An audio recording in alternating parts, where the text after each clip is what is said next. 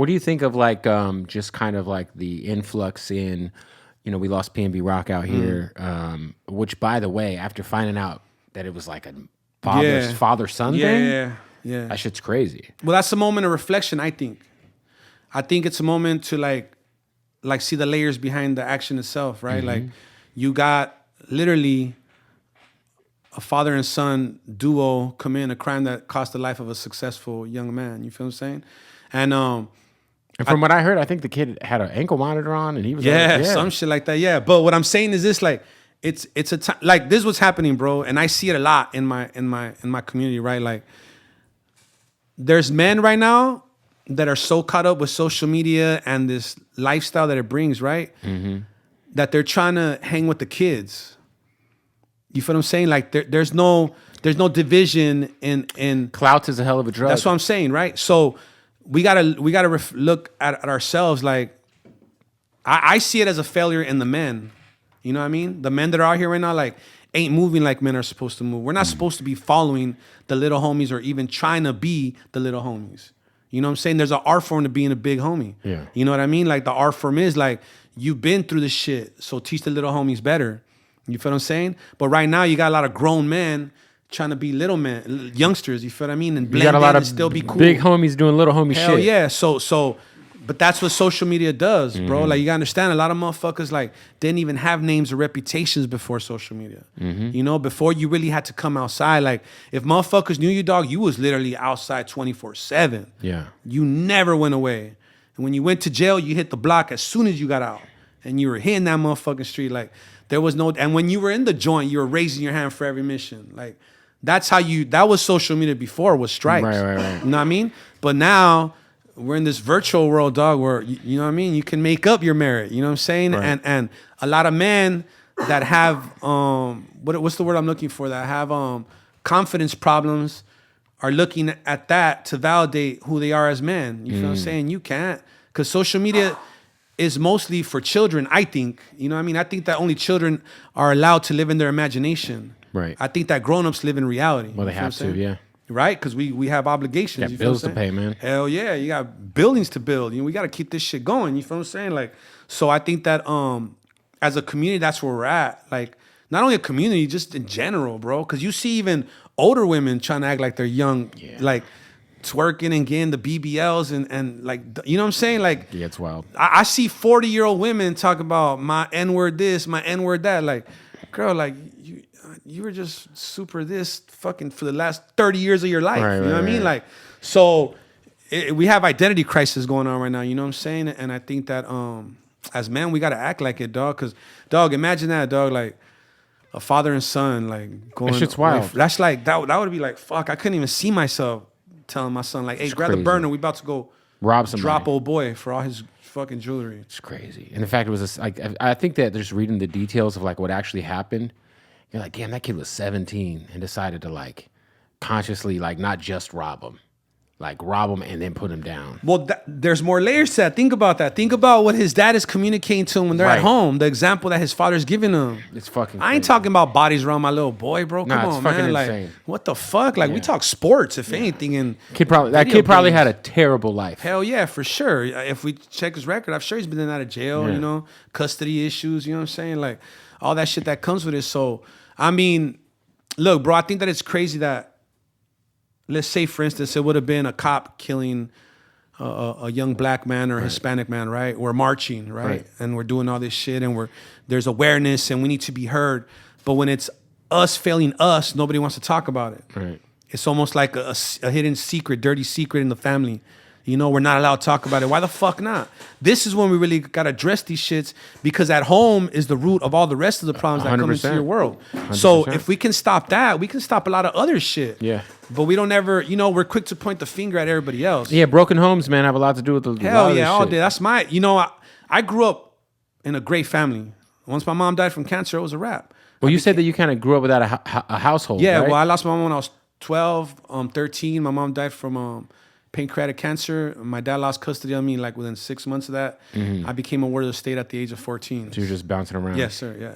Damn. Yeah. So, you know, like shit. I mean, to each his own, bro, but I know the reality of this shit that comes with it. You feel what I'm saying? And I move a certain way.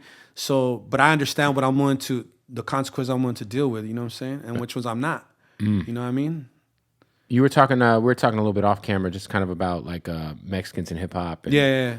And obviously, I feel like the landscape of Mexican hip hop is it the best place it's ever been. Yeah, for sure. Hell yeah. Yeah, because I've seen both eras, Right. I remember like when I first, like obviously growing up in Arizona, we have MC Magic. Yeah. MC Magic, we go to the Lowrider show. I was always at them motherfucker. Tucson, Phoenix. Yeah. We were doing all them shows. Fucking High Power Records. Yeah. I was on stage with them motherfuckers. And Little Rob and fucking Brown Boy and all these guys. Shout out Lil Uno, all these guys. And it was big over there. It was huge. Huge. But it was like it was literal Chicano rap. Hell yeah, and it was packed. Thousands of people. Hell yeah. Right? And so like it was like I always would like Little Rob, I think, was probably one of the only quote unquote Chicano rappers, because I don't consider MC Magic that, because I think he just makes love music that bitches love. He's auto-tune singer before auto-tune singers were popular. Yeah. Right. He's the voice box god after Roger Troutman. Hey, what up, y'all? It's Bootleg Kev here to stop the interview. Sorry, but we got to pay the fucking bills. And, not only do we have to pay the bills, but we also got to take care of them cocks out there. That's right. Make sure you go to BlueChew.com right now. The Bootleg Kev podcast, we are presented by Blue Chew proudly. I happen to every once in a while dabble in a little chewski, you know what I'm saying? And let me tell you something, my dick thanks me for it every single time. So listen, if you go to Blue Chew, use the promo code BOOTLEG, you're going to get your first month supply for free. Now, we're talking the same active ingredient as Viagra, as Cialis, without the awkward doctor's appointment visit. You just go online, they get you taken care of, it gets delivered right to your fucking door in discreet packaging. It's a beautiful thing. And how about this? Brand new product alert on Blue Chew, all right? And I'm going to fuck this up for sure, so I'm going to try to read it. Now, Blue Chew has a mint-flavored chewable with vardenafil, which is the same active ingredient in Levitra and Staxin. So shout out to Levitra. Same active ingredient in the mint-flavored chewables. So what are we doing? Go get you a little mint boy, go get you a little Blue Chew, whatever the fuck you need. Just know, whatever young lady or man or etc. that you're dealing with, they're going to fucking thank you for it, because your dick's going to be harder than it's ever been in your whole fucking life, man. It's going to be great. And like, if you're a single guy, take a Blue Chew, jack off. Be a better jerk, I'll tell you that. All right? BlueChew.com. Go right now. And, I know we have a lot of male listeners who like underground rap, so chances are you're not getting a lot of pussy. But I promise you one thing. You take that Blue Chew, you're going to beat your dick like it stole something all night long. BlueChew.com. Use that promo code BOOTLEG right now, and they will give you the first month for free. So go do that shit. But Little Rob had like records that we played on the radio, like hits. Sir. You know what I mean? Around the clock. Yeah. And so after him, I felt like there was a few records. Big Gemini had a cool joint. But I felt like there's kind of been like, once that era kind of dried out, it was kind of like dry, I feel like, commercially for a lot of Mexican hip hop. And now, I mean, look, we talked about King Lil G kind of held that flag for a long time. Now, there's so many artists. Yes. There's artists like a guy like Cap G. Yeah. There's a guy who's from Atlanta. Yeah. There's Suede. There's Peso. Lil Maru. There's just tons. Peso, there's so many dope. Mexican OT. There's fucking Mexican OT from Houston. Man, gang 'em, like, we're killing it, dog. But what's always happened with us is this, bro. Like, we're misrepresented either in the business side, right, or we're misrepresented on the streets. You feel what I'm saying? And what I mean by like the first era we're talking about Lil Robin and them, right? It was exploited. The Cholo whole look was exploited till you couldn't fucking even sell it no more. Like, Kosh was giving out deals to just anybody. Mm-hmm. You know what I mean? So you would go to That's where Target, you got your deal, right? Yeah. So you would go to Target. Fuck, there was like 50 different Mexican cholos on the shelves. Like, you didn't even know what to pick up, and it wasn't based on talent. They were just giving deals on looks because they didn't know how to calibrate our talent or what we like. You know what I'm saying? Mm-hmm. So then that happened, the oversaturation of the cholo look, to where it ended up becoming almost like a mockery. You feel what I'm saying? It became a joke. You know what I'm saying? Because we evolved on the streets, but as far as like on the covers of CDs and music, we weren't. Right. Because they weren't letting new talent in. You feel what I'm saying? Because all them cholos that they signed, a lot of them were hating on the rest. You gotta understand, at that era, we were still set tripping on each other like crazy. So there was a lot of street politics that wouldn't allow, oh, homie's dope. Oh, but he from 18, we can't fuck with him. Or homie's from White Fence, we can't fuck with him. You know what I'm saying? Like there was a lot of that going on. That's the biggest change that I noticed this time I came home. Like the set tripping amongst us in the business wasn't as big. But then what I saw was this, like we had such a complex from sounding like Chicano rappers that at this point we became the exploiters of the black culture by trying to sound too black. You feel what I'm saying? So it's like Nipsey said in the album, you get abused so long enough, you become the abuser. We started abusing the game. You feel what I'm saying? Now we're looking for an identity, and yeah, there's a gang of homies with talent, right? Coming up. Shit, shout out to Burner too. Burner too. I mean, to be honest, Burner's probably the most successful Mexican rapper he's had the of all longest time. run. Yeah. I mean, shit. So now you get at this point, right? And the little homies are being raised by IG. Right. And what does IG mainly put out there? Like the black culture. They're IG's exploiting the shit out of the black culture to the fullest extent. Yeah, without black culture, all these social media platforms they ain't shit. Would be you know what I mean? But they're exploiting them in the wrong way, to me, I think. You know what I'm saying? There is no highlighting educated black men. There is no highlighting black men that raise families that are pillars in their community. You know what I'm saying? The ones that do, they're getting laid out. Every single one is getting laid out. You know what I mean? Like smoked, you know? Yeah, the shit that goes viral is always the shit that's like, okay, we get it. Like some of these Instagram pages really just focus on like the drama, the craziest That's shit. That's it, dog. And what they don't realize is that social media is raising this next generation. Right. You feel what I'm saying? Literally, they're raising the youth, you know? Because they have more influence from the phone than even their own parents. Right. You know what I'm saying? So now that's where we're at. And I was just having this conversation earlier with Drummer Boy. Shout out Drummer Boy. He's another one, you know, at the forefront of this shit.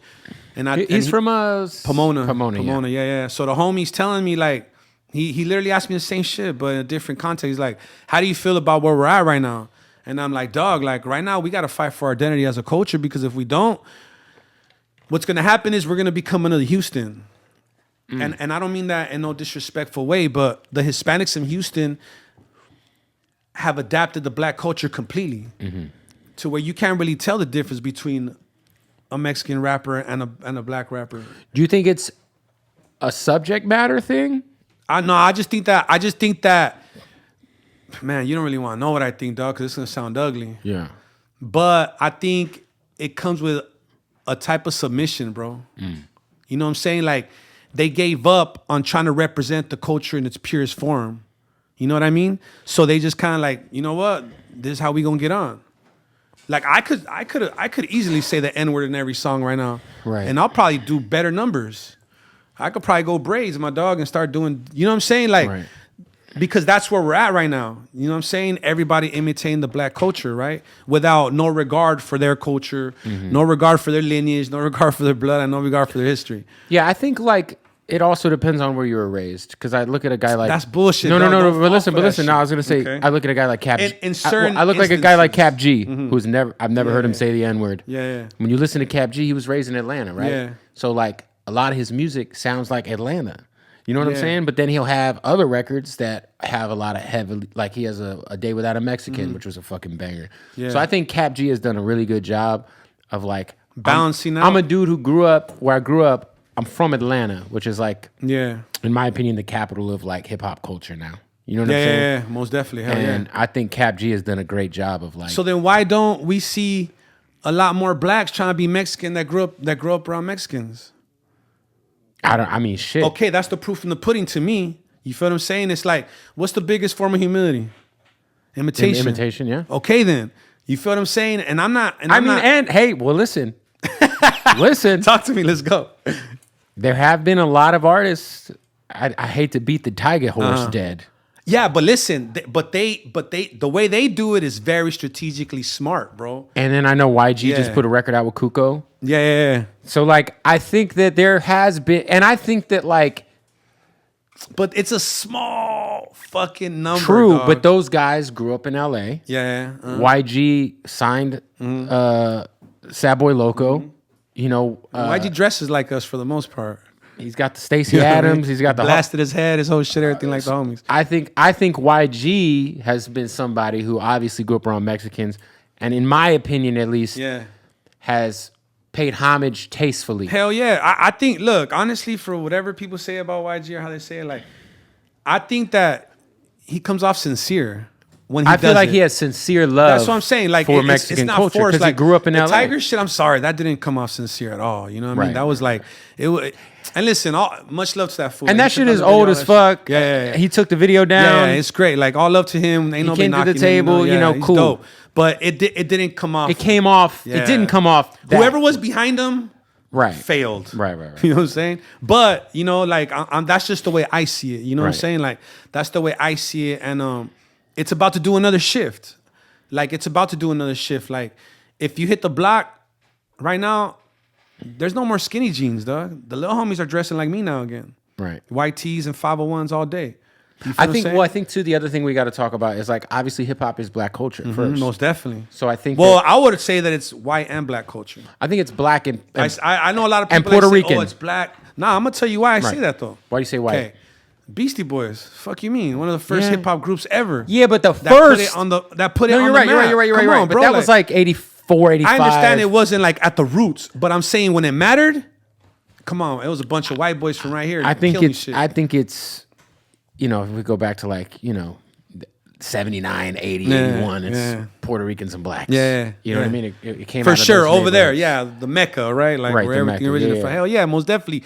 But when it took the stage and it was really time to make it a business, it was the Beastie Boys and it was LL Cool J. LL Cool J, Beastie Boys, Run DMC. Grandmaster Flash, Run DMC. You know what I'm saying? So, you know, I mean, I'm just Sugar speaking Hill facts. Gang. That's not how I feel. I'm just going by what I saw growing up because I'm a huge hip hop fan. You know what I'm saying? But there's beef over that too. Like, I saw who the started? People. Like, man, who gives a fuck, dog? Right. I believe, like, look, dog. How do you create something?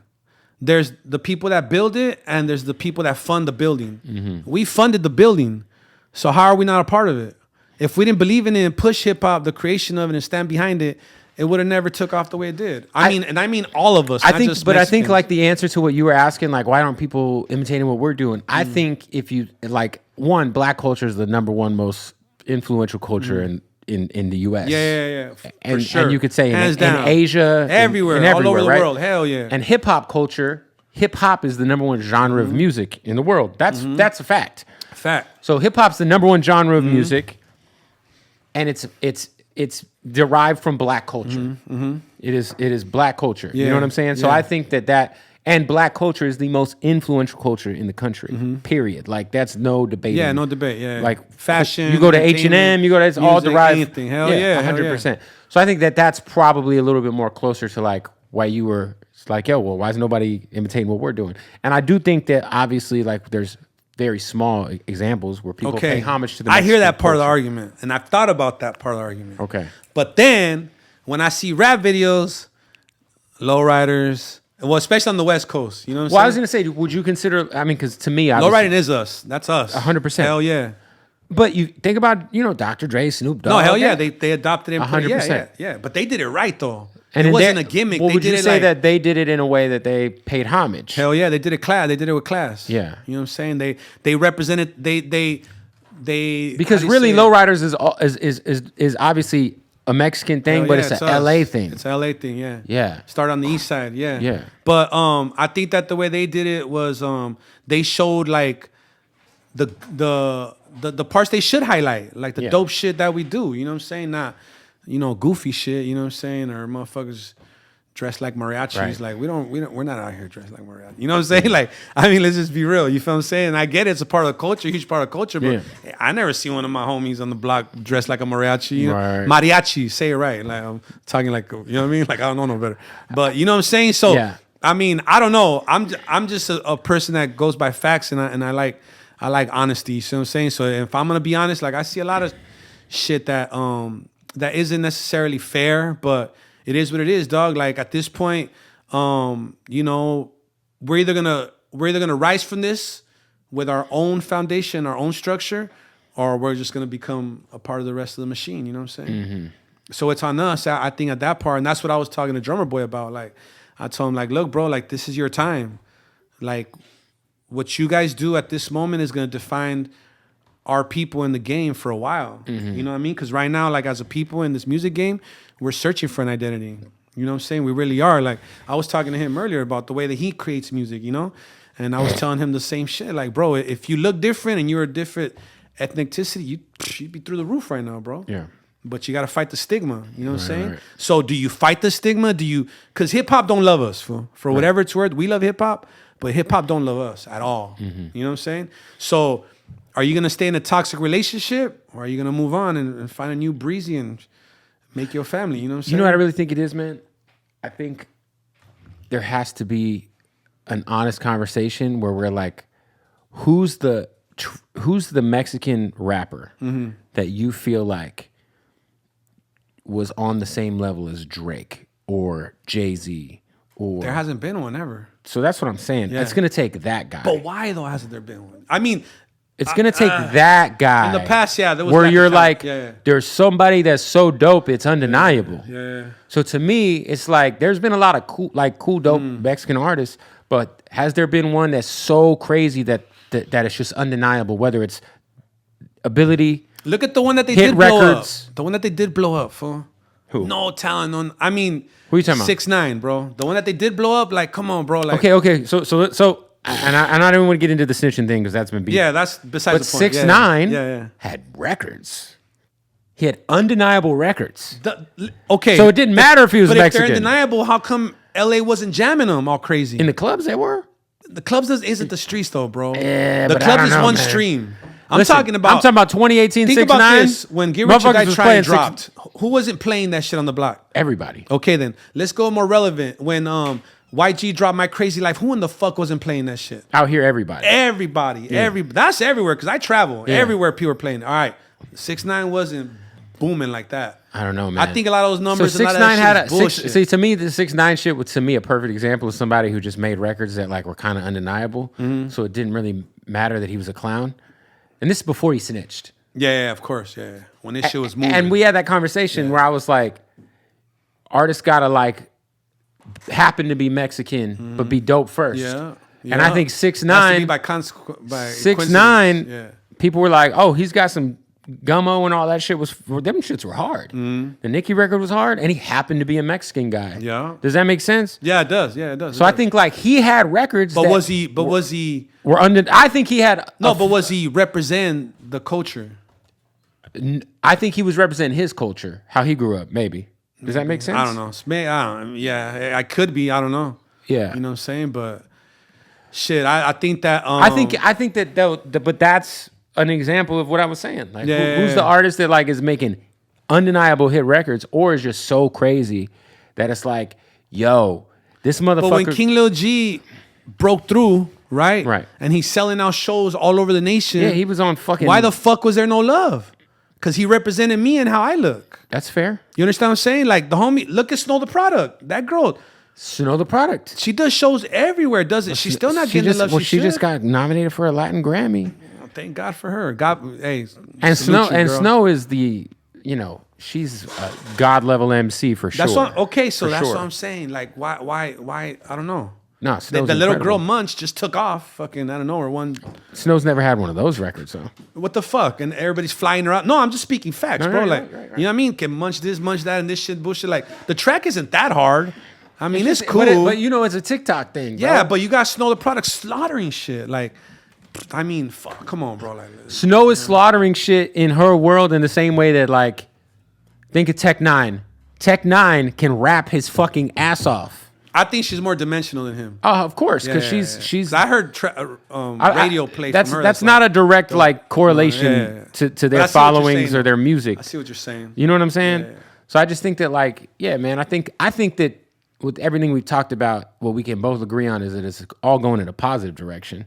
Well, yeah, any fucking momentum is good. I mean, look, Money Sign Sway has a deal with Atlantic Records. Hell yeah. I mean, Cap G was on Atlantic. Cap G's about to drop a record with J Balvin. You know, you got homies like me running around tearing shit up independently on their own. 100%. On their own. I'm doing features, motherfucker. I shouldn't even be doing them with. Yeah, I couldn't do them 15 years ago. Motherfucker just.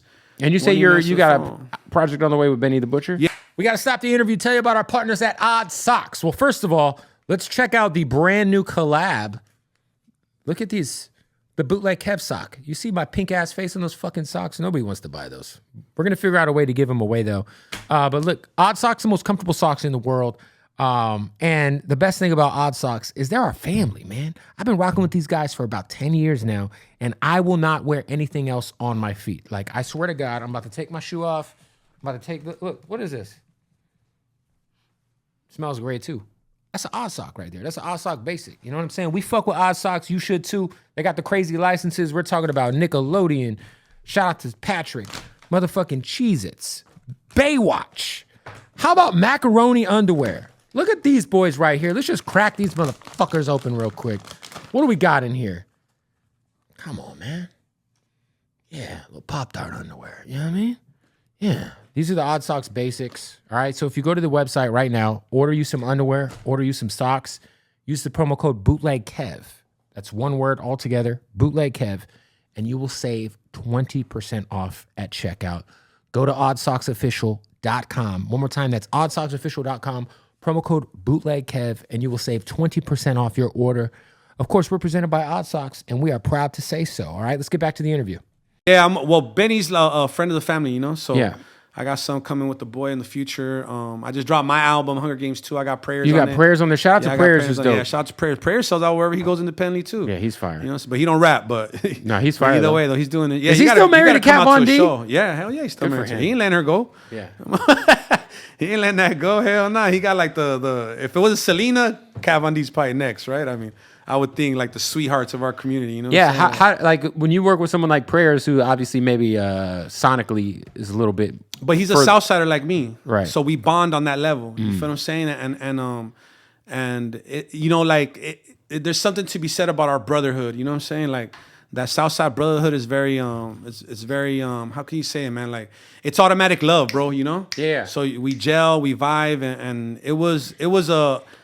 Yeah, it was like a puzzle to put together, you know what I'm saying? Yeah. Even the production was very hard to find, but we did it, you know what I mean? And I think it was dope, you know what I'm saying? Like to bring two worlds together that represent art, you know what I'm saying? Like we're not on some ignorant just, you know what I mean, making noise. We really trying to make records, you feel what I'm saying? That's important. Yeah, I think that's important. You got to make records, man. It's important. So yeah, we just did that. And shit, we moving out here, you know what I mean? We as far as myself personally, I just concentrate on making timeless music, dog. Like I'm not here to follow trends. It's important. I'm not here to like appease anybody, you know what I'm saying?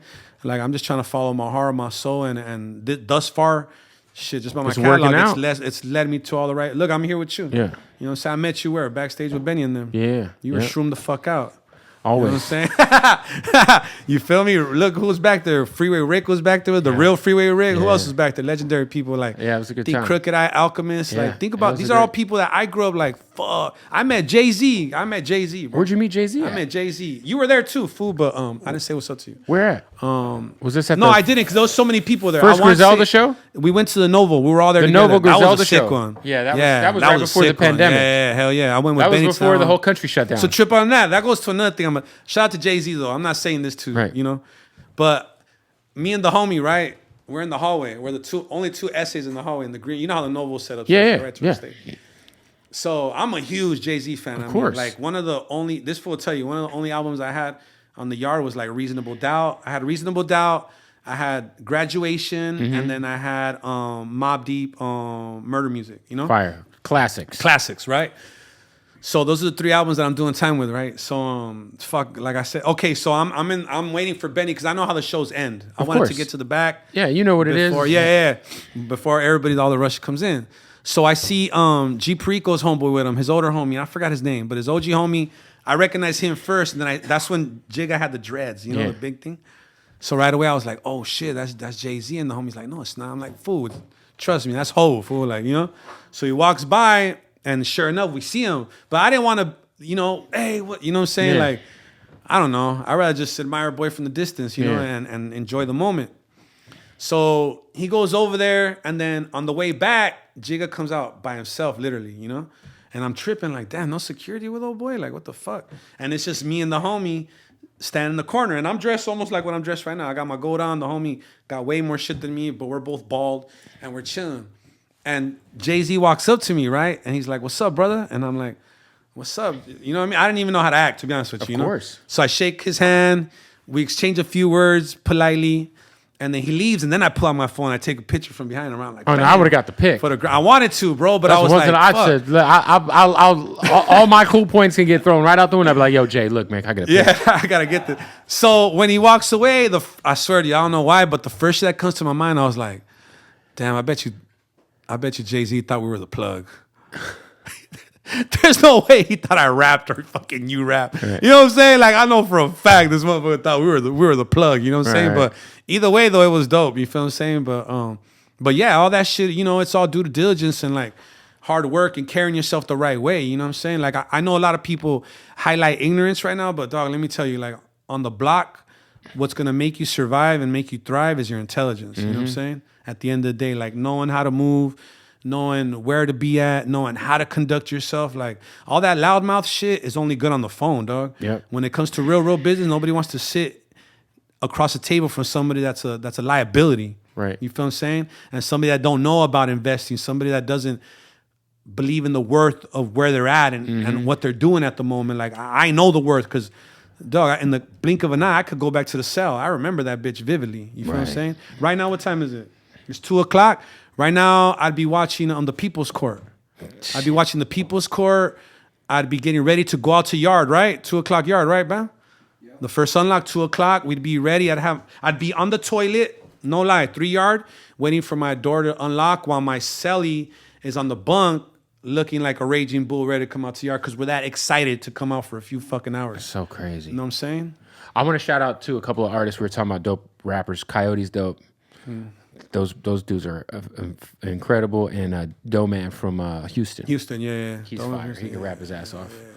Yeah, I had a communication with the Coyotes, you know, when they well, I'm sure they're still signed to WAC, but you know, I just reached out to them, you know what I'm saying, and told them like, man, dog, like there's better ways to go about this shit. I would say that just because someone signed to somebody doesn't necessarily mean that they, you know. I feel you. I feel that too, but I mean, to this point, unfortunately, they're Mexican artists signed to WAC, so if WAC says something, exactly. you know. Yeah. So, you know, but they're doing their thing, shit, you know, and you know, it's all love, you know what I'm saying? At the end of the day. Well, there it is, man. Well, look, your album is out. Hell yeah, Hunger Games 2, The Price of Integrity. Bangers all the way through. You a PC, you a bitch, don't listen to my shit. You ain't gonna like it, dog, guaranteed. Protective custody, you correct? cry over That's what hoes at PC? night, don't listen to my shit. Yeah. You don't hustle, you don't stand on your word, don't listen to my shit. Like, you ain't gonna like it. You know what I mean? There it is. Facts. Appreciate you pulling up, man. You picking this bitch. Boom. Appreciate you, my dog. You, gracias. Yes, sir.